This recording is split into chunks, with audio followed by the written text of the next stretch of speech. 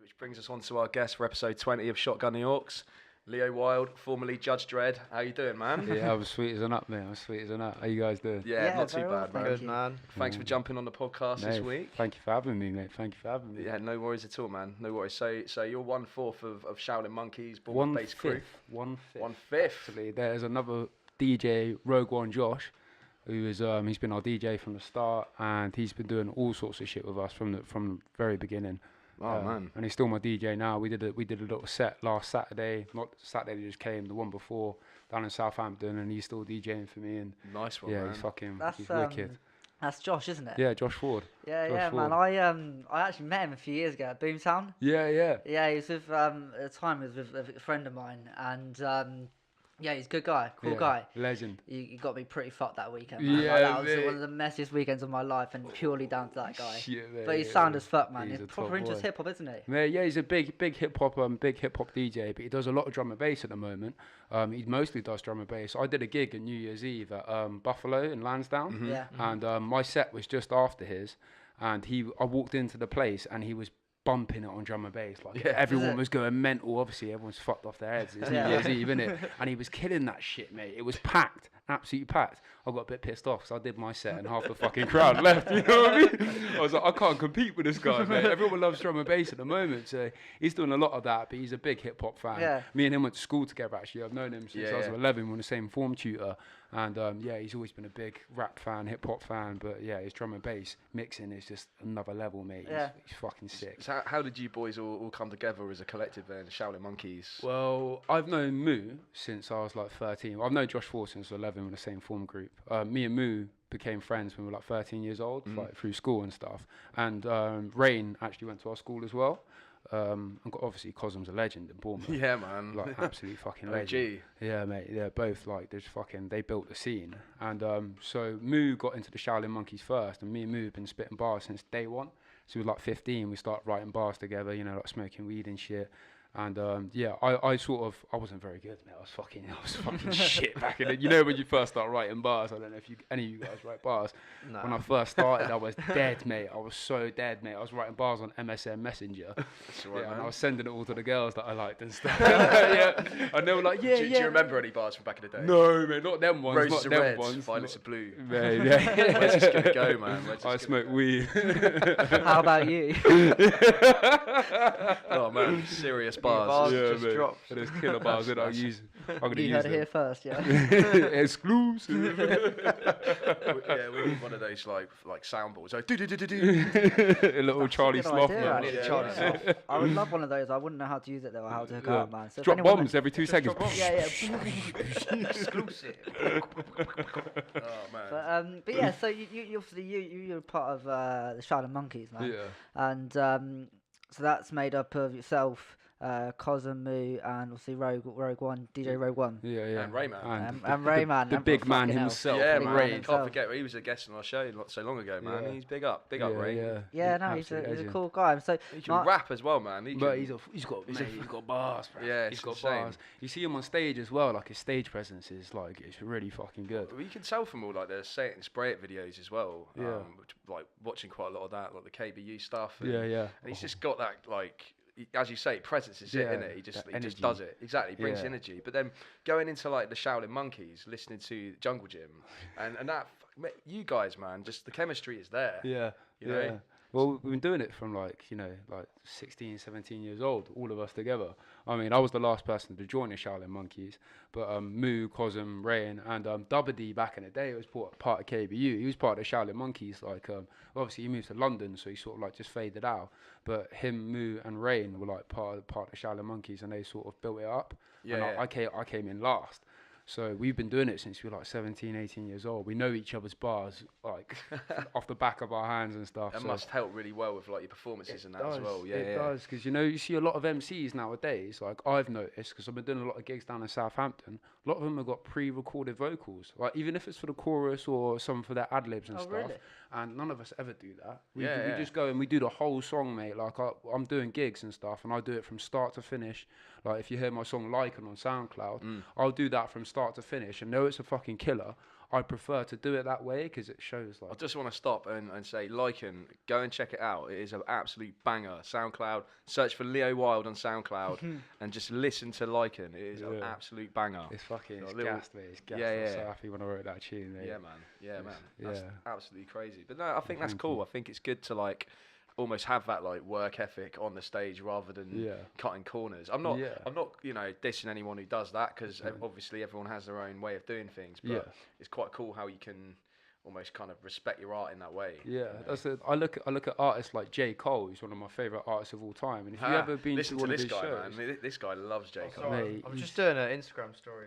no worries, no worries, no worries. Plug in our recording. a second. Yeah, man. If you go see J. Cole, like I went to see him in London about 2 years ago with my sister, and he hasn't got any pre-recorded vocals. He'll have the chorus done, so we're just gonna have a little break.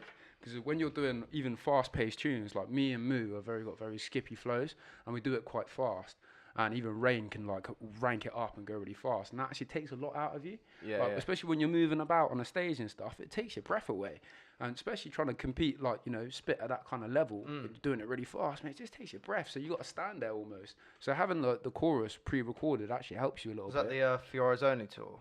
Yeah, couple years ago, the O2? yeah. It was one of the best shows I've ever seen in my life. Yeah, My yeah. sister started crying and shit, like it was getting proper Damn, emotional. right. No, it was mental. Yeah. That's the one where he comes out and like the orange jumpsuit. Yeah, and then, like the and- prison background and all the Yeah, bars yeah. and stuff. It was one of the best hip hop shows I've ever seen in my entire life. And But it's true, I've seen like a what you few. say about kind of the actual the effort that goes into putting in a show. Like Yeah, that's exhausting. And like when I saw Kendrick, he was doing all this kung fu shit. yeah. And he was rapping as well. Like Drake, like I just Yeah. saw him in the O2 like a month ago. Like, Oh, he yeah. was running around for like Yeah. an hour and a half, 2 hours constantly. Yeah, like, you They've all got sweat the when personal trainers and shit, though, man. You're gonna have to. Yeah, you got to go to the gym, bruv. You hit that Yeah, treadmill and you start spitting bars while you're at it because you see how quickly it fucking drains your energy. Yeah, man. It's not an easy thing Like- to do. It's not a kind of like metal bands in the 70s, just like sex, drugs, rock and roll, and just Yeah. like back on the stage the next night. You'd be Yeah. fucking dead. mate. Motley Crue. Well, it's Motley just- Crue, yeah. It's just yeah. cocaine, isn't it? Right. Cocaine Yeah, and speed, it's man, true, that's man. what it is. Yeah, that's what keeps you through. It's a gift and a curse. But going back to Shaolin Monkeys, so like you're saying, you do have like quite a each of you have a very unique style and Yeah. a unique flow as well. Yeah. But you all like jam together and come together in Yeah. such a good way. So in that album, obviously the Jungle Gym album. So what was the process when it came to sort of picking the beats and the and who goes where on what song? Well, it sort of started off like Rain sourced most of the beats. He got a big package off a producer. I can't remember his name now, which is fucking awful because the beats were insane. Is it one of the producers on the album? Who? Sorry. Is it one of the producers on the Yeah, album? yeah. Like he produced most of them. You've got, So is, you've it got- is it illiterate? no, you've got ill-informed on Yeah, one of yeah, yeah, ill-informed's yeah. on one of the Yeah, tracks. he did and one then of them. I was just like, damn, man, that's Yeah. pretty. We got this beat tape off this artist. I can't remember who it was, and we picked through. We listened to them all.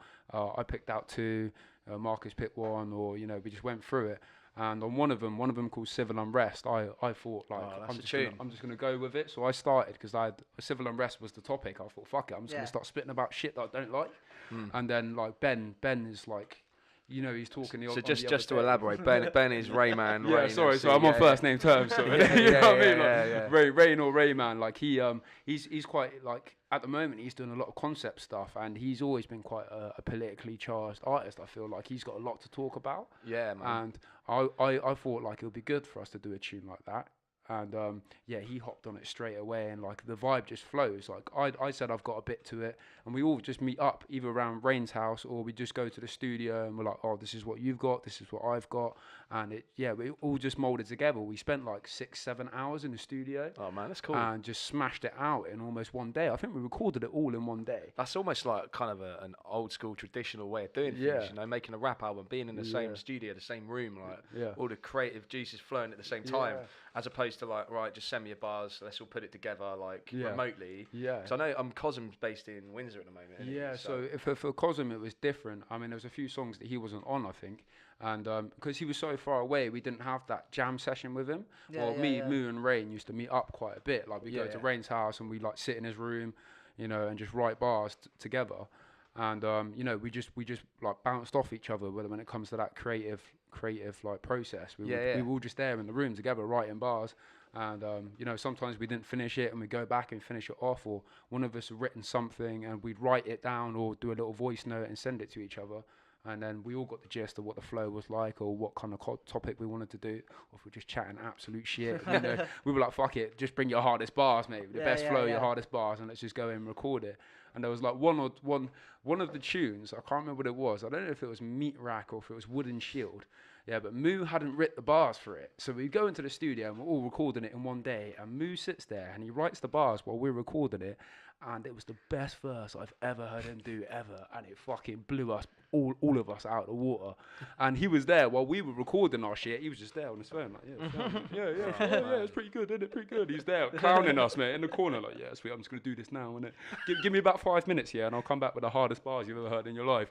And he fucking, it was just a nice all to go in the studio and just like have that energy together. That's a good segue, actually, man. So, like, when you are in the studio, when you're writing together, do you have that kind of competitive edge, like? Against fuck yeah, mate. That's what it's all about, mate. That's what it's all about. You don't want to be the worst one on the track, mate. You don't want to be second best, let alone fucking be the worst one on the track. You want to give your hardest shit, mate. So that's good about having a team. Like, you see a lot of artists, you know, they just do their own stuff and they don't do many features. But having a team that's always there to push you, because you're always thinking, like, am I going to write bars better than him? Like, or is he going to write, like, you know, you've got to push yourself and you've got to make sure that you're fucking smashing it. So I like having a team around me that pushes me forward. It makes all the difference, because, you know, it's nice to just compete against yourself. I mean, you want your next track to be better than your last one. But it's a competitive sport, man. Yeah, it is. You know what I'm saying? Even if it's competing against yourself, you're competing against the rest of the scene, and you're competing against your mates. It's, you know, it's like, that goes back to grime battles back in the day. You know what I mean? Like, you're in a rave, someone passes you the mic, you don't want to be fucking worse than that guy. So you spit your hardest bars. And the next time you want to go down to a rave and it's going to be the same thing, you've got to make sure you got better bars. If that same motherfucker's on stage that fucked you up the last time. It's one of them ones. And that's why where grime really influenced me, because like grime is where we started. I was going to say, so you started out through grime. Like, it's interesting because a lot of people start hip hop, but you started like the other sort of side. Well, me and Moo started on grime first. I think Rain was the same. Like, you know, we started off on grime. Free flow freestyle or some shit on YouTube. We used to listen to the same thing for a year, and we used to write the same bars to it for the same instrumental, and so I didn't start hip hop until I was about 18, and I started when I was like 15. So it was a big transition. But even now, my mixtape is coming out in June, called Gemini, in case you want to cop that. Yeah, man. It's mostly grime. It's mostly grime. Plug away, mate. Yeah, I'm going to plug this shit like a fucking anal scene in a porn video, bro. It's like, so like all I do is grime nowadays. I've got 2 hip hop tunes out of 10, and most of it's just grime, because that's where my heart is. You'll hear that bar and can't leave later on if you're going to play it. Yeah, man. You know, that grime is where my heart is. Spoiler alert. Yeah.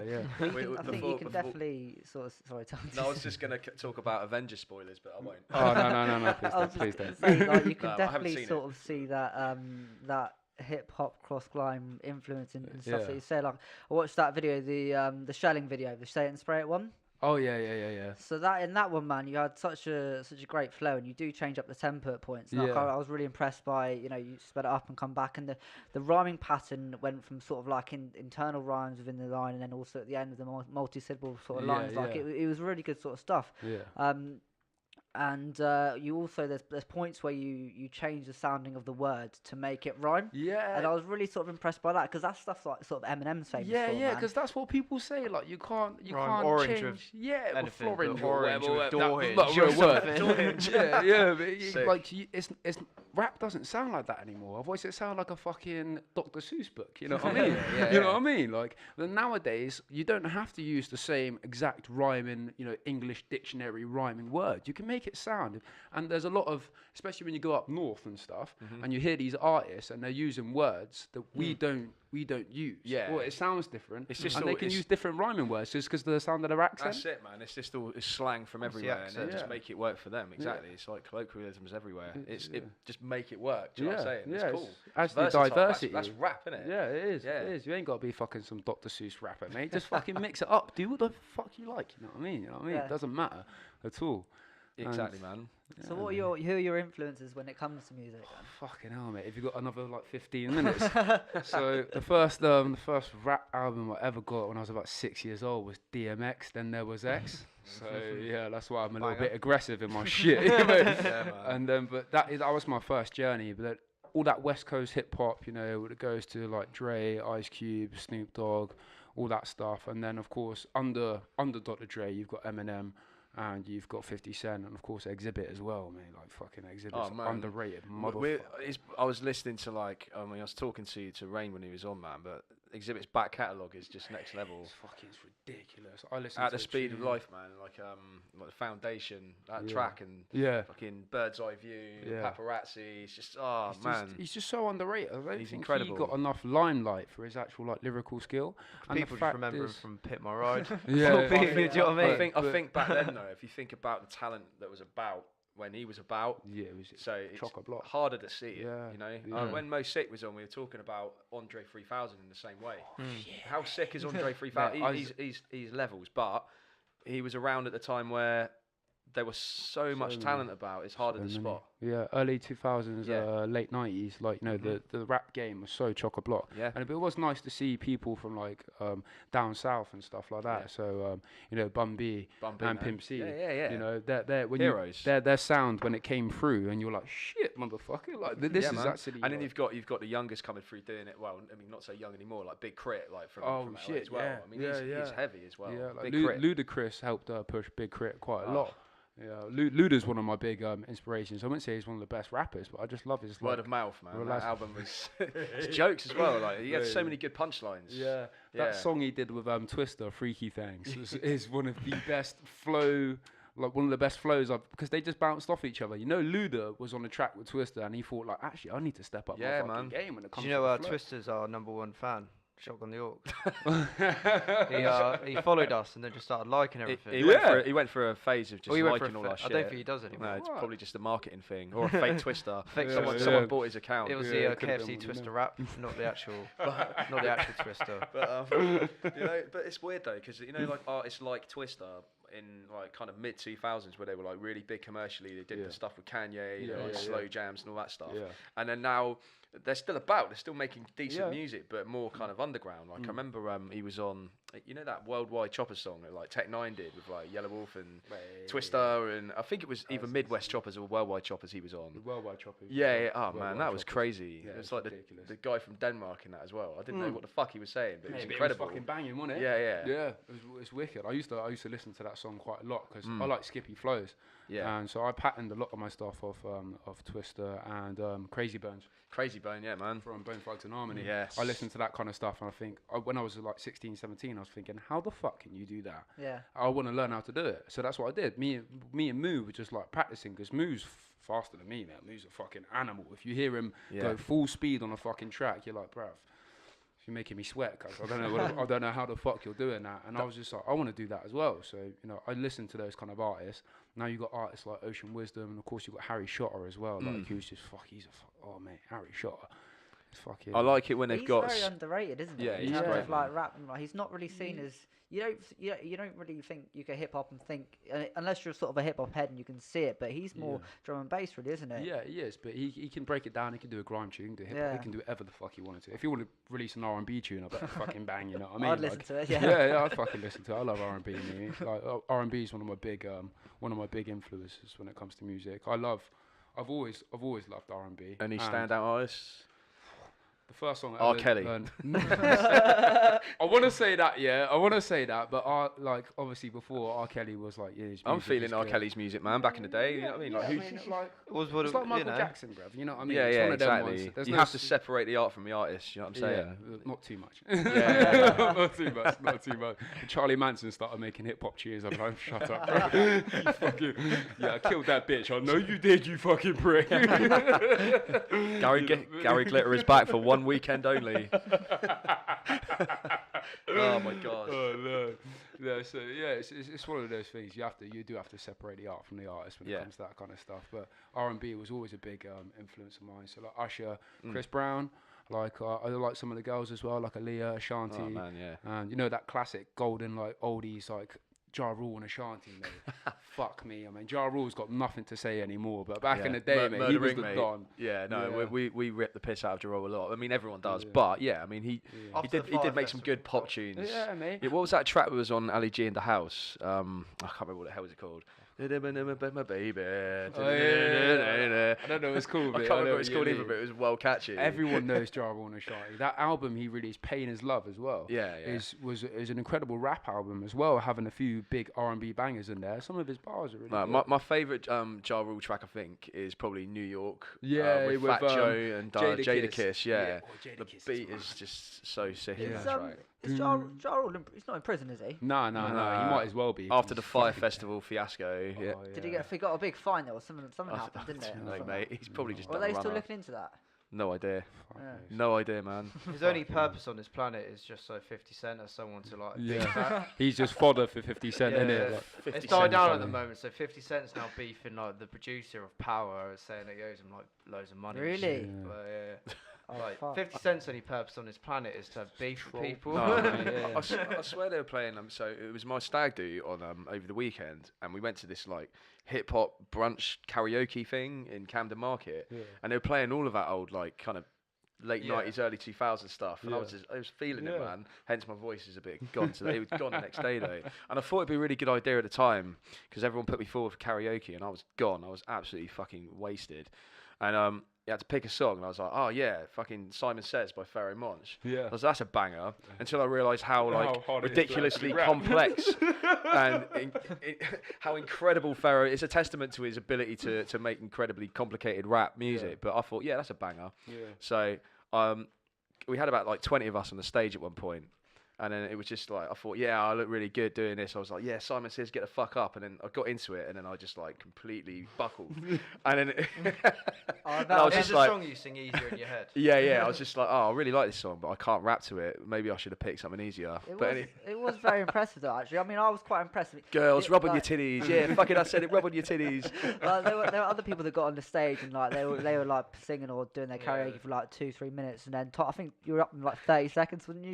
She took the mic off you, she was like that. Yeah, no. I was in my You look element. at the footage back, and you're just looking off an iPad, just like, and still can't keep up with the With the flow. big up Pharoah Monch. The I'm support on the stage, man. We were all like, there's like 20 of us up there. Yeah, you know? It was 20 like deep that, on stage. What's that? What's that live performance? Is it Drake that did it? I can't even remember who the fuck it was. What's that live show when he just got so many man up on stage? Was it Drake with Section Boys? When Section Boys brought out Drake? Yeah, Yeah. That's Drake, what yeah. we looked like, man. Yeah. Fucking man down there.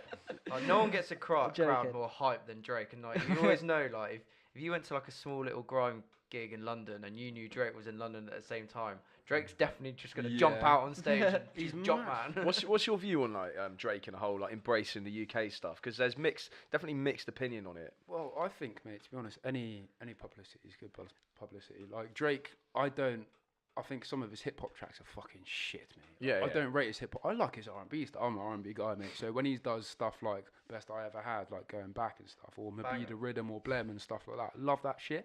But with rap, I don't think it's all that good. But I love the fact that he knows and he researches the UK artists. Yeah, man. He sits there, and like I saw an interview with him talking about Tommy Gunn and stuff like that and Sneakbo, and I was like, this was back in like, I don't know, 2012, and he was talking about Sneakbo, and he was like, yeah, I really liked the way he introduced dancehall rhythms into his rap, and he was like, I thought it was really good, like really unique. And he's always kept his eye on the UK scene. Yeah. And the fact that he's brought us through, like people like Giggs and Skepta, and you know, he brought out Jay Huss at his show, which Just I straight thought from was prison, man. such a fucking big thing, mate. 'Cause we're all waiting for Jay Huss to get I was out. there. Yeah, and I was, yeah. I keep saying I got the short end of the stick still because You wanted gigs, didn't you? But I would have rather waited 2 days and But had this- Cole gigs and he brought out Cole as well, didn't he? yeah, but still though, like seeing him bring out Jay Huss like fresh out of prison and That'd that. be wicked, mate. I love to be in that.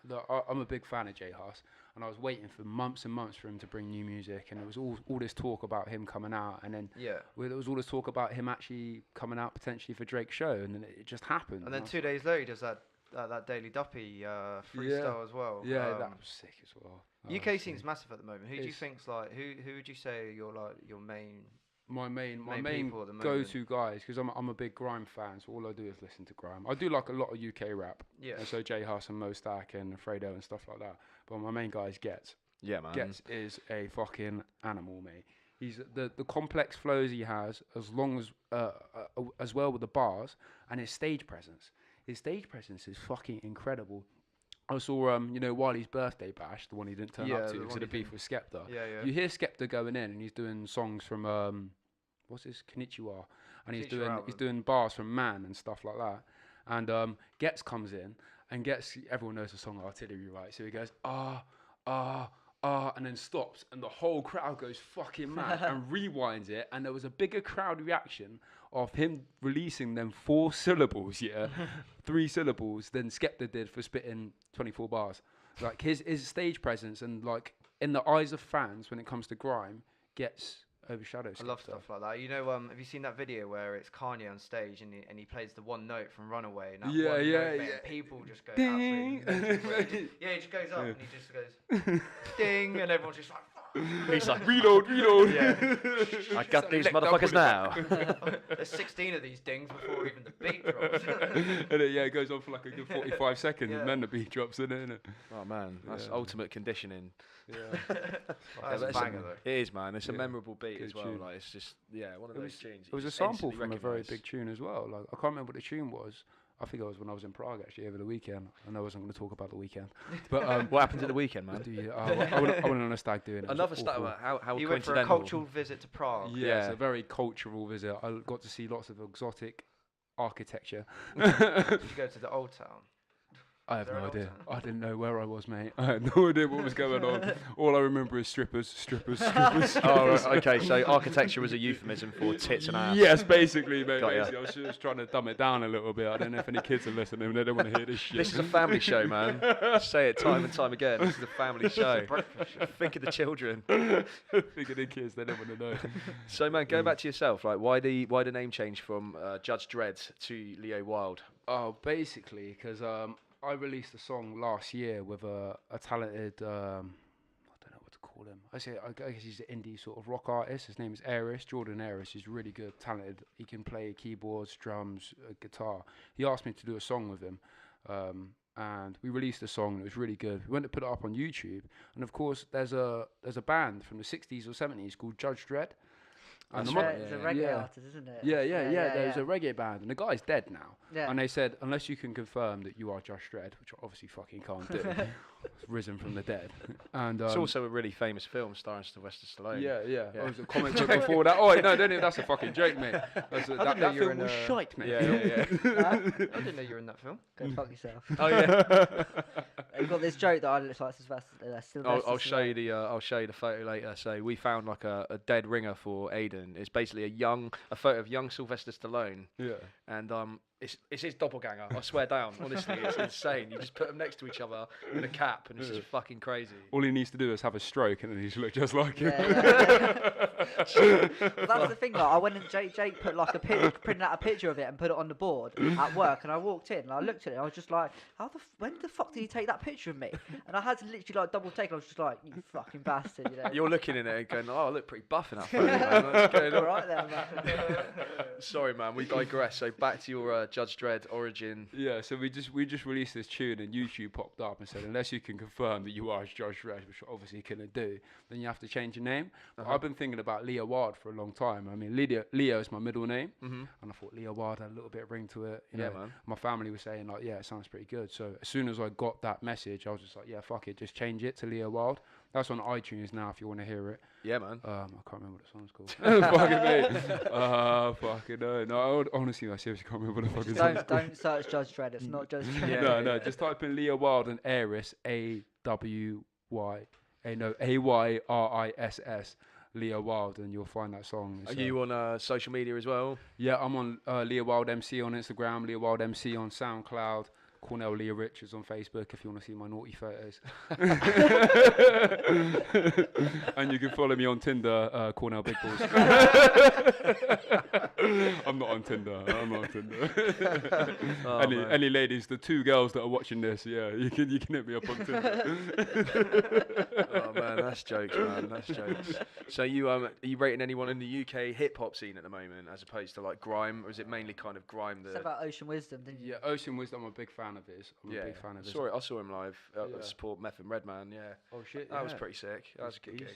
But he's got like pretty impressive flow. Yeah, his flow is like it's insane. But I do find it very samey. Samey. I mean, listening to I can't remember what his first album was, but I was listening to Chaos '93, wasn't it? Yeah, and I thought it's good, it's amazing. I'm not going to take anything away from him. And loads of Ocean Wisdom fans are going to be like, "Shut up, you fucking prick."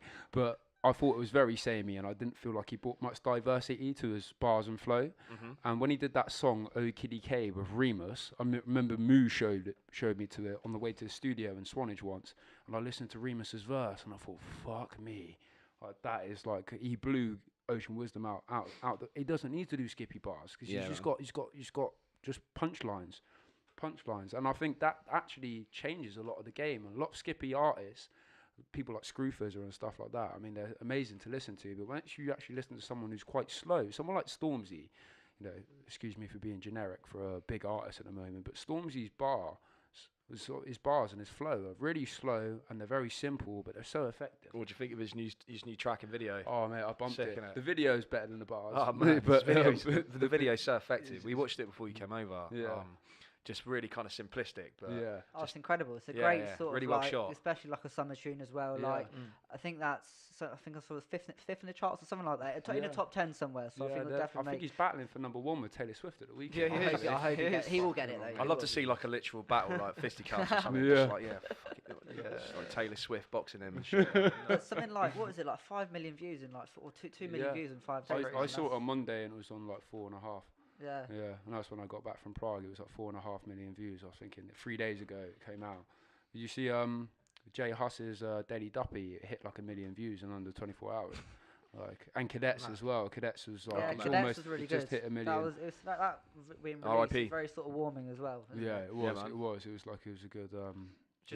YouTube is just going to be like so massive, and like it's so weird nowadays that you get a track drop and then a video drop at the same time. Like if you think back, like you normally wait a while before you got any video material for a certain single, but now because YouTube is the main platform. Like that's what you get Stormzy drop that and then straight away the video comes. And it's the same with like most things. Like if you think of Dave's Psychodrama album, you've already got like a couple of tracks off that, Black and Stratum. Yeah. And Dave's another artist, which is probably I rate massively in the UK at the moment. I haven't heard of that. Massively. No, I haven't heard of him. Dave. Sorry, no. I thought you said someone else. Of course. Dave. I've been listening to Psychodrama for the past month. that song he released with Jay Huss, Disaster. Oh my fucking god, that's absolutely incredible. He's probably up there, one of the strongest sort of UK artists at the moment. So that's what I was saying about like the flows and stuff. He keeps it so simple, and it's just like his bars are effective. You just linger on every single word he says. That song he released, Leslie. It was like I don't even know how long it was. 14-minute long song or whatever. I went for a jog, and it took up half my jog, and I was not angry whatsoever. I usually listen to like high tempo. I'm listening to Temper T and shit when I'm running down the fucking promenade, mate, just getting at it. But I listened to that song. And by the end of it, I was just like, fuck me, I need to start writing some concept tunes, you know what I mean? A concept tune is where it's at, man, I think. It's just, if you've got something to say in a story and it's like hard hitting. I mean, obviously there's a time and a place for kind of, kind of straight up aggressive rap record or punchlines, but then, I don't know, like, I was talking to like Rain when he was on about like Jedi mind tricks and people like that. Who else was it we were talking about? I think it was Plan B. We got into quite a bit. Oh shit! Some of his old stuff, so conceptual. Well, we're talking about like Suzanne. Yeah, Suzanne. The one about the Camden Ripper. Yeah, and I can't remember the other one, but I can remember the tune in my head, but I don't know the name of the track. But yeah, man, I love stuff like that. It's crazy. There was song on Jedi Mind Tricks album about like an abusive father who like murders his like kin wife or something, and it was like so fucking dark. Yeah. But But it's just gripping, you know. I'm not always in the mood for that kind of thing. No, not at all. You don't want to go to a concert and hear someone just chatting it's about like dance with the devil and that as well. You know, Immortal Technique. Yeah, that's another good example. Immortal Technique is like absolutely amazing. I mean, I only got onto him a few years ago. Like, I was listening to some of his stuff and I was thinking, fuck me, like the stuff he talks about, everything has a meaning behind it, and everything is got. He's very politically charged. Yeah, he is. I like that. Peruvian cocaine, man. That fucking song, that's insane. Mate, with the little Scarface sample in the background. Yeah, I saw him live. Met him a few years back. He was crazy good. Yeah, really, really cool. But yeah, fucking all for that, man. All for good concept albums. But if they it's good if you have like a story behind it as well. Like one of my favorite artists is The Roots. Like I love The Roots, and they did an album called Undone a few years back, and there's quite a lot of good like instrumentals there. But the concept it's about a guy. He at the beginning of the album he like dies, and it's all like his kind of dying thoughts and how he's like contemplating what he's done wrong with his life and stuff, and it goes back in time to when he was living like drug dealing and all that kind of stuff. It's so cool. Effective, man. But it's a really like self-contained album, but it just works and flows so well. If you haven't heard it, man, check it out. I love albums like that are well put together, and like, you know, they're the albums you don't put on shuffle. You start at track 1 and you play it all the way through. Exactly. Good example of this is Grand Don't Come for Free. The Streets. Yeah, that's a good story. Because he finds it in the end in his sofa. In the back of his TV. TV that's broken. Yeah, that's right. That's right. But or J. Cole's Fiora's Own is a story. Yeah, it's story crazy. album. It's crazy. Some of the concepts in that tune, especially when he's that song Neighbours. Like I remember when I went to see him live. They played the video of him right in the house and that. It was so funny. Like he was talking, like he was giving commentary behind the whole situation. Like he made this studio. He moved down to the rich area of Carolina, and he made a studio for all his boys and stuff. And they'd be outside the house smoking weed with their shitty little cars pulling up, and all the white folks in the neighborhood thought they were selling drugs, but really they were just making music. So he went away for a few shows, and then the SWAT team come through the door, mate, and he was just like, look at this motherfucker, he's trying to break through this door thinking it's one that leads downstairs, and he breaks it, and it's outside, and he's like, oh, see the regret on his face, thinking, we have fucked up here, haven't we? There's nothing in here other than plaques on the wall and fucking, and records, it's and then the beat for that song is the beat for the song he's got with which is a Forbidden Fruit. That song. Tribe Called Quest, isn't it? Tribe Called Quest song. So it's like played backwards almost, isn't it? Yeah. So he does that as well, and he just plays it backward, and the whole crowd's like, "Oh shit!" Yeah. I can hear it now. But insane, man. I love J. Cole so much. So going on to like live music and performing yourself. So like, what do you do to kind of get in the zone? And how a few fucking beers. Yeah, I was gonna say, exactly. Did you you supported 4 Hours at one point? Didn't you? A few times. Because I remember I went to that show at Eden. Oh yeah. And I remember watching you perform, man. Yeah. I mean, it was a long time ago, and I was pretty waved at the time, like so I'm not gonna be. Was that the time when you got kidnapped? Okay, yeah, this is. I want to hear rewind to episode 1. Okay, so it wasn't. I mean, it wasn't like. Well, I didn't really get kidnapped, but it was just a very sort of messy and weird night. So we were at the pub just having a few drinks, and we were planning on going to the show. And I didn't get kidnapped at all, man. I didn't get kidnapped. Show us on the doll where they touched you. But yeah, no, we just ended. We were at the five ways just drinking, and we met this other guy, and just started drinking with him as well, and we just like. You started drinking from a well? No, he started drinking with this guy as well. Oh, right. I was just like, why the fuck was there a well? And he was just like, I'm definitely on for coming to this show. Bearing in mind, this guy was like twice our age as well. Like, we must have been like 18 at the time. And he's just like, sound, I'll drive us there. And he put us in his van. And it was a small. That's the best bit. Mate, choose your words carefully. He put us in this van. He was a labourer, so he just had his van. But it was like one of the small little vans. Yeah. So him and my mate went in the front, and then me and my other mate went in the back, but the door didn't close properly. So we had to like hold onto the door to stop it from like flying open, whilst also like sitting on this guy's like like labourer's piss bucket as well. While you're driving. Well, yeah, whilst he was driving, and like it was the fucking like maddest thing. Like, see, we were like pretty pissed at points, so we were just like, yeah, this is cool as fuck. But like looking back at it now, you're just a bit like, you're like, dodgy situation. Yeah, I'm like, why is my drink fizzing? Yeah, it's a weird. I don't know where we're obviously driving from Charminster to town, just in the back of this van, obviously bunning a spliff, while I was just like waving about, holding the door with the other hand, the spliff in the other hand, fucking beers like holding on between the elbows and shit, and it was, and then got there and then you made it for the show then. Yeah, we made it for the show, like got up some other stuff, you know, and then didn't wake up with a kidney missing or anything. No, it was it was a mad night, and like fuck, I went to work the next day still pretty fucked. It was a great show. Yeah, so it was that's very off you, man. decent. Like it was a cool show. It was a really good show. I played a few times in Eden before, but it was really packed that night.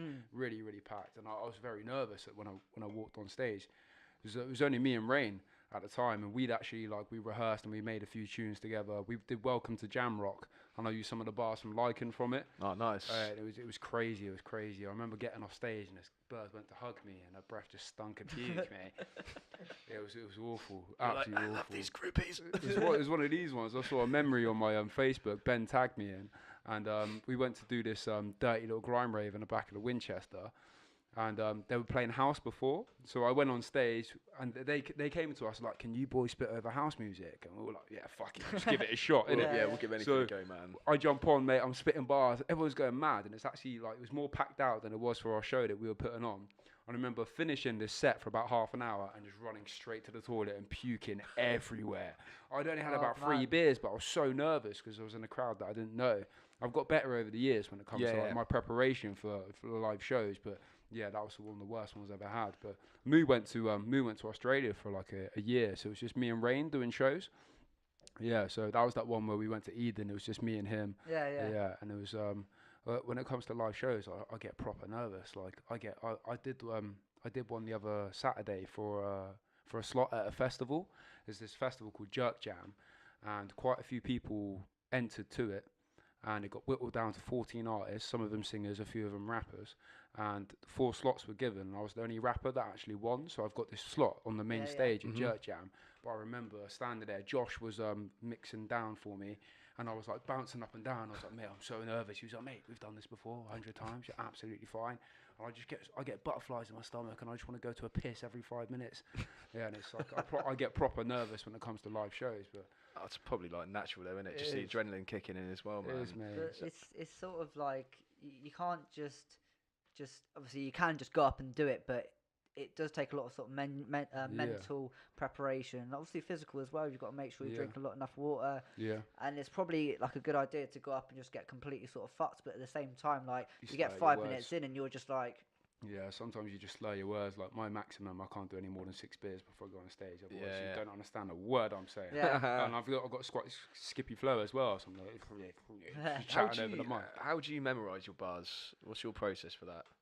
At first, it was when you're writing the bars. Like I'm one of those ones that I write a line or I write 2 lines, and I go back and I repeat it over and over again. So it might take me. Sometimes I could write a song in about 45 minutes. It depends on the vibe I'm feeling. Like I could write an Afrobeat song in an hour. I know Afrobeats doesn't take much thinking. You know what I mean? But when it comes to like a complex tune, and you'll be sitting there for 4 or 5 hours at a time, it's just you're just repeating it over and over again. Yeah. So I can't pick up the last bar and then start with a new bar without doing the whole thing first. About going back and doing the whole thing with the next rhyme. Like I might be able to think, if I go back 6 bars, that might sound all right.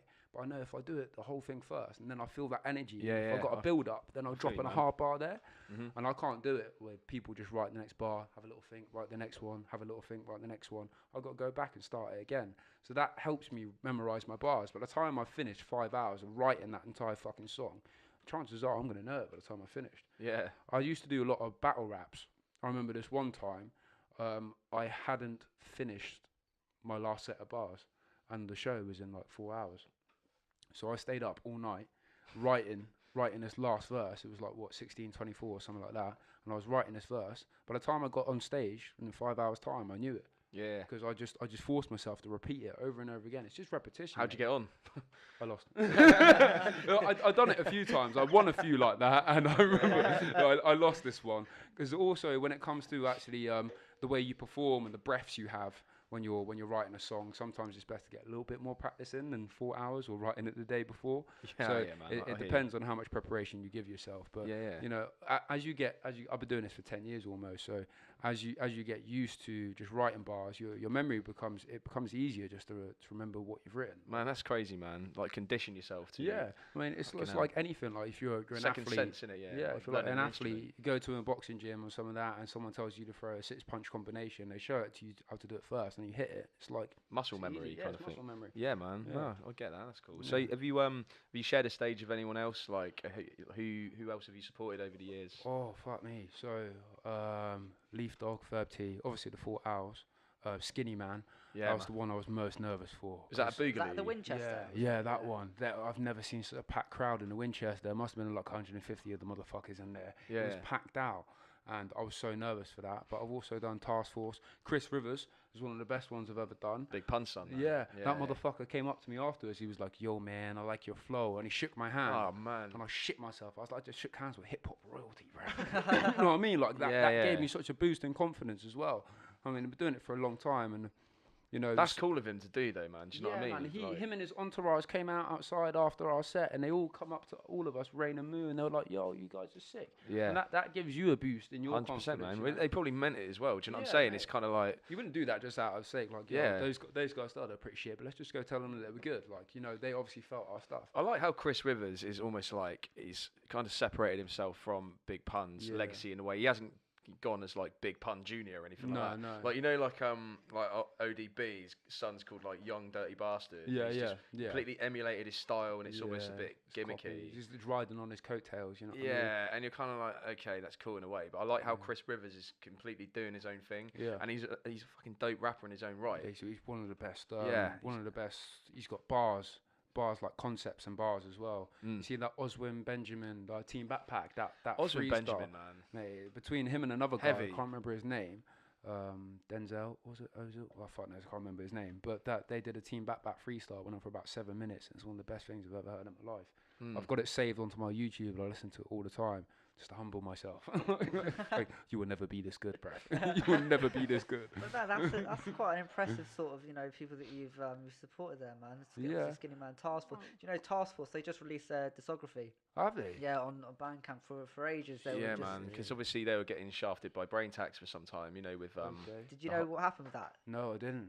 I mean, I don't. So they had Low Life, is it? Low Life Records, yeah. So Brain Tax, that was kind of the most prominent UK hip hop label in like the early 2000s, and it packed in, I think it was like 2008, 2007, 2008, when Brain Tax, the guy he was a rapper producer, but he like owned the label, he ran the label. It had all of those guys on. It had like Task Force, had like Jest, Skinnyman, all the kind of the big names, Maestro, and then he just kind of took all the money and fucked off to Australia. That's in simplistic terms. I don't really know like the ins and outs or like, but that's kind of the basic story. So they made no money from any of it. All the streams. All the streams on like Spotify from Task Force were going to Brain Tax as opposed to them. So they've just recently released their back catalogue on Bandcamp.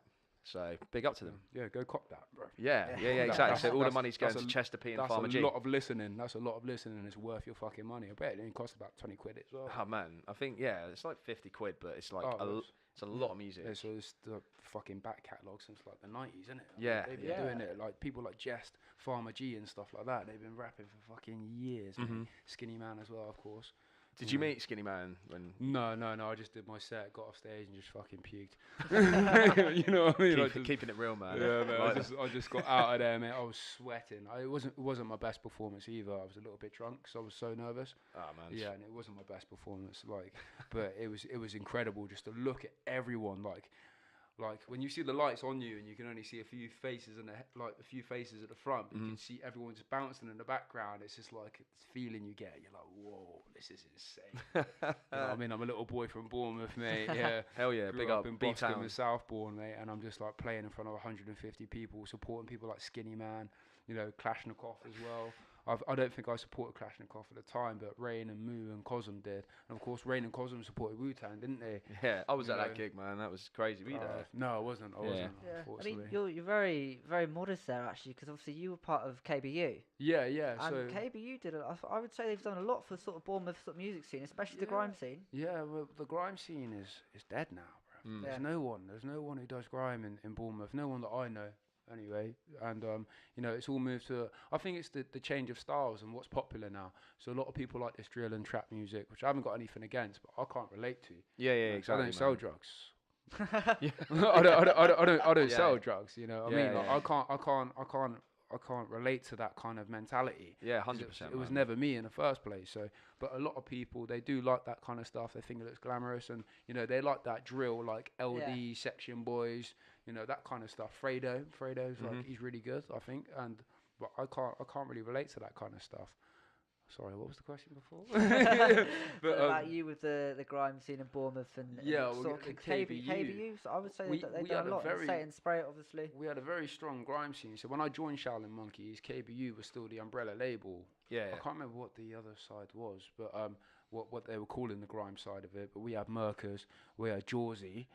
Jawsy is one of the best grime artists, I think, to come out of Bournemouth, and I don't think he raps anymore. I see him every now and then, but I don't think he raps anymore. But if you ever want to look out for a really good Bournemouth artist, I suggest you check some of Jawsy's stuff on Say It and Spray It, because that guy was a motherfucker. Do you think any Bournemouth artists in the grime scene could like stand toe to toe with like grime, like big major grime artists? I might be able to. No, because I like the fact that it's good that, like, even though you think, just from a regional perspective, calling out, shouting out Bournemouth, but at the same time, it's like there's so much talent there. Yeah, it's like there is. Do your thing. Do you know what I mean? Like, but like I say, like of course the popularity of music and the genre has changed. So I don't think there's many young guys that are coming up thinking like I want to spit grimes. Who the fuck listens to DWE anymore except for us old heads, man? You know what I mean? Like we listen to Kano, Dizzy, DWE, Skepta, Criminal, Devlin, Scorcher, Gets, all of them guys. When we were growing up, they were our fucking heroes when it comes to the UK scene. I mean, obviously we had the hip hop side, but I was mostly grime. And I think a lot of them now, they idolise these UK rap artists. So I don't think the grime scene for these younger boys coming up is actually at the forefront of their mind. It's lived on through people like me and Rain, who really do love the grime scene and still will do grime tunes. So if you're going to look at people that might be able to stand up to them, I say you look at them older heads that have done grime for a long time and have still got love for the grime scene. I'm not disrespecting any young boys who do want to do grime. No, man, 100%. I don't think obviously the hip hop scene and the grime scene down here is very small. We've got a lot of fans, but when it comes to artists, you can pick the best off two hands, mate. You know what I mean? Do you think that it's like shrunken, or it's just always been that way? I think without Bobby Boogaloo, I don't think there would be hardly any scene whatsoever for UK rap or grime. Every single sort of Bournemouth guest we come on says the same. He put us all on, mate. If it wasn't for Bobby, I wouldn't have been able to play with Skinnyman or Task Force or the 4 Hours. If it wasn't for him, I wouldn't have these opportunities that I've got now. I wouldn't be playing at a festival. I wouldn't be playing at Bournemouth Sevens at the end of the month if it wasn't for where Bobby and what Rain gave me the chance to do. Without them two, I wouldn't be here. Yeah, man. You know what I mean? I'll be fucking just sitting in my room smoking weed, writing bars still. But now I've got chances to do things, and without them being able to build up the scene, without them, there would be no scene. So you need like a resurgence from somewhere in the Bournemouth scene. Cause we've got Move On Up coming up now, mate. That kid playing, Man, 100%. I mean, that Kid of Leaf Dog, that kid's new album. I haven't heard it yet, but I've heard that tune. What's that one he did? Is it Eyes? Because it's with Conway from Griselda Records. I haven't heard that one. It was the one he released before when he's in New York and he's really. Oh yeah, I know the one. Was it the first song through High Focus? Yeah. That song, I can't remember what it was called, mate. Have you got it on your phone? Because it is absolutely fucking dank, mate. The last song, the last bar he did, it was like, I turn up at the spot and they say, "Oh, what a bloody shame," but you say it quietly like my fucking name. When I heard it, I was like, I put down my zoot. I was just like, no way, you dirty bastard, mate. Yeah, no, that'll be. Are you going to that show? Is it Crud Addict? Yes, Crud Addict, mate. Yeah. If you haven't heard that, honestly, fucking jump on that.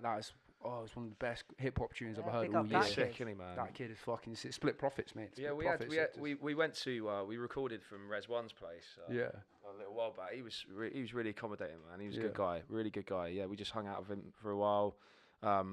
he just loves music. Do you know what I'm saying? Like all those boys just kind of just love making hip hop part of it. But it's that thing with like being a collective really does help push you. Yeah, it does. Because obviously split profits, you know, that when they're saying they kind of came together when they were quite young. Obviously everyone kind of goes off to do their own thing, but still comes back. And having that sort of musical surrounding, you know, it really does help you to progress. Like with anything really, you know, it doesn't have to be music, but anything. If you're surrounding it, living and breathing it, you know, you're going to your socialising friends and you're talking about it. You know, you're going to progress in it. You know, What was that? The tongue twister.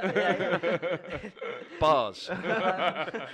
You sounded like a record going back. Well, mate, that was a reload. What are you on about?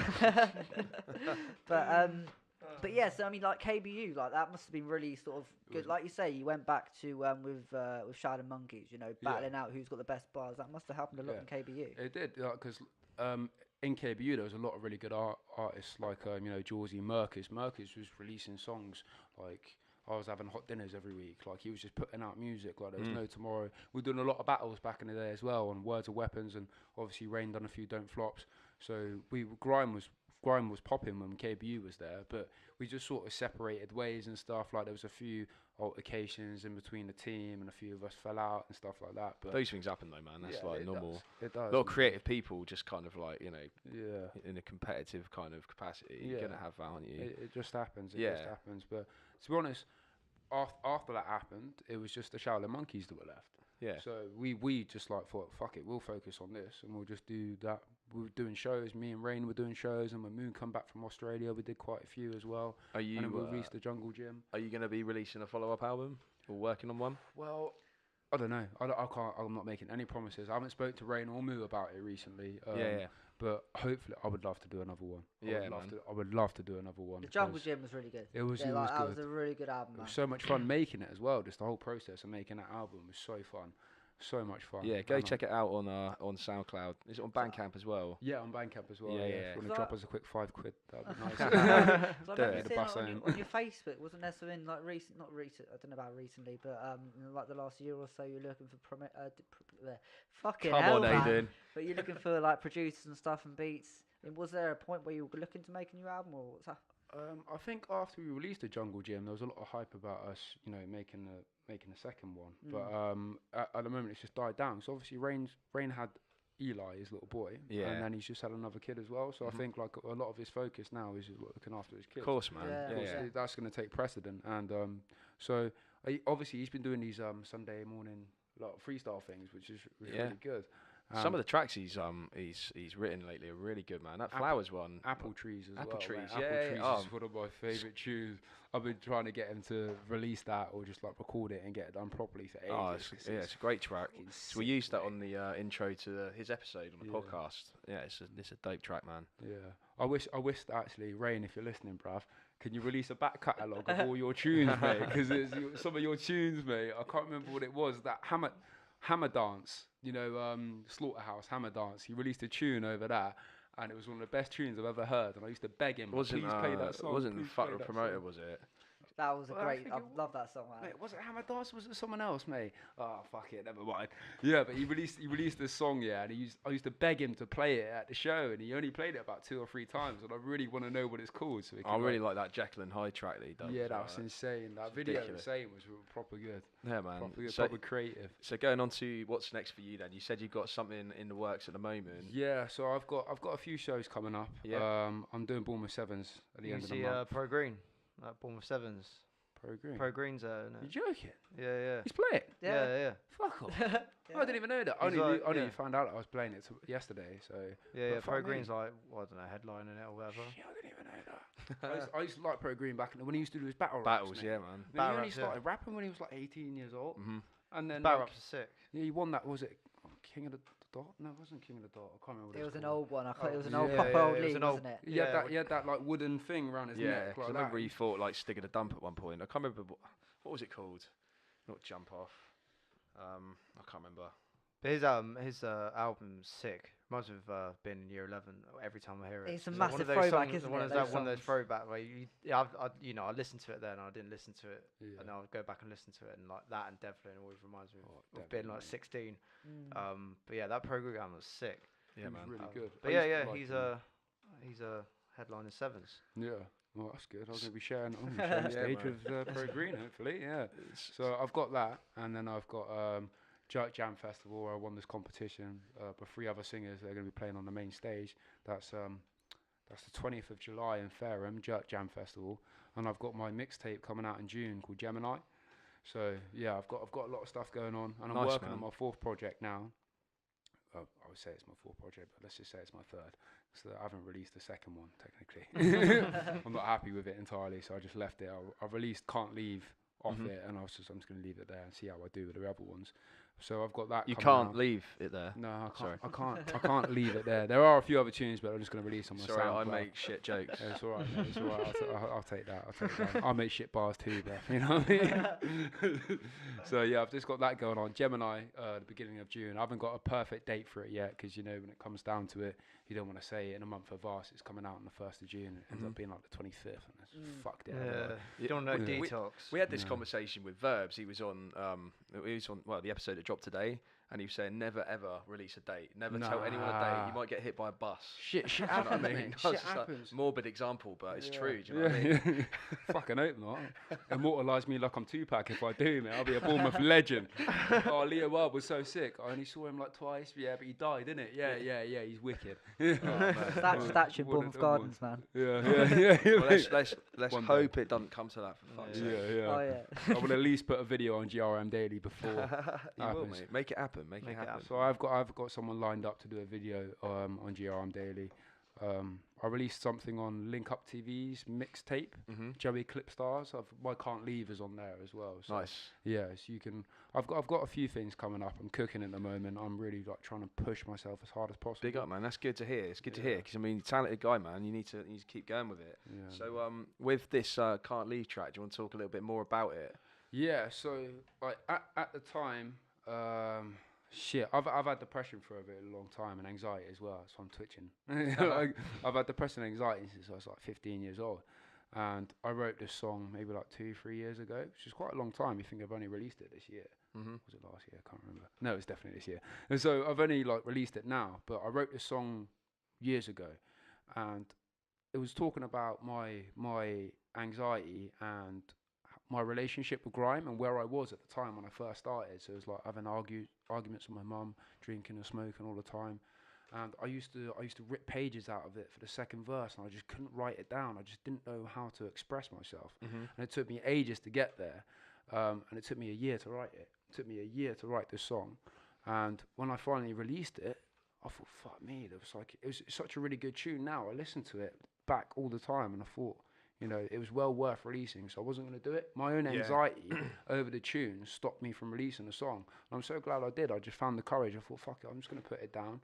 And if you want to listen to it, it's very fast paced. It's quite emotional, and it's hard hitting, but it's well worth. That's it, man. It's cool that you can kind of like turn something you have to deal with on a day-to-day basis into something like that. Yeah. Like channel it into something that's like almost immortalizes you. Do you know what I'm saying? So that's it, man. And we're actually going to play out with this track anyway. But before we do, is there anyone you want to shout out? Anything else you want to plug? Or anything else you want to talk about before we? Anyone you want to diss or anything? No, I don't do any of that dissing shit. I don't know. No, we're not baiting you. Can't be dealing with that kind of stuff. But obviously, big up the Shaolin Monkeys, Rain, Moo, Cosm, Rogue One, my boy. Also, I've sort of joined a new collective called F That. So Jam, Ripsaw, G-Man, them man there, who are really pushing me forward and actually being a real positive part of my life when it comes to the music at the moment. So I want to shout them out. But of course, Shaolin Monkeys to the fucking death. You get me? Don't know. Nice, man. Where can we find Shaolin Monkeys and the other crew as well? F That putting a lot of stuff on Instagram. I think we're going to be starting a new F That Instagram coming out soon. Can you spell out the handle just for the listeners? So F That is just FDAT. Obviously the Shaolin Monkeys. You'll be able to find us on SoundCloud. If you can't spell Shaolin, then go watch a few Kung Fu movies. And Leo Wild MC, catch me everywhere. Just type me in on YouTube, type me in on SoundCloud, type me on Instagram. Yeah. And just make sure you do, people. Make sure you do. Obviously, I want to back up Raiden as well. if you haven't heard Raiden's new album, Uninvited Scandal, So mate, there, man. you need to fucking listen to that, because that is dope, bro. Yeah, and Bucky as well. Big up Bucky, mate. He's got some fucking bangers in the works, mate. I've heard his Instagram earlier. He's cooking again. Yeah, if you like that Afrobeats kind of level kind of shit, mate, check out Bucky. But Uninvited Scandal and the Easy Life crew, mate, go check out that album and that crew. They've got a lot of shit going on. So respect to the young Bournemouth fans, mate. I've got love for them. Yeah. So, yeah. Big up B-Town, big up Raiden. Yeah, And obviously big up Shotgun the fucking Aux as well, bro. You know what I mean? Yes, man. Thank you. Appreciate that. All links we'll have on our Facebook page, so go and check that out and stuff. Yes, All the man. Bandcamps and everything, man. Yes. And where can you find the podcast, Aiden? So you can find the podcast anywhere, man, on your any streaming platform, on YouTube as well. We're big on the YouTube thing. So On go the and back check of a that fag out. packet. Yeah, man. Yeah. So go like, subscribe, comment, whatever. Just do something nice, show some love. And leave a follow the review. Instagram at Shotgun The Aux. We're on Facebook as well, and Twitter if Jake can be asked to update did it. I did He it. did it. He's done it. He's Nice done one, it. Jake. Panic over, everyone. I'll plug the Instagram for Shotgun the Aux on my story as well later. Hell to the yes. Thank you, Big up. sir. Well, yeah. Thanks very much for coming. Thanks for coming on. Thank We're you going to for play having out. me. We're going to play out with "Can't Leave" by Leo Wilde. Thanks again, sir. Thank you very much. Right, peace.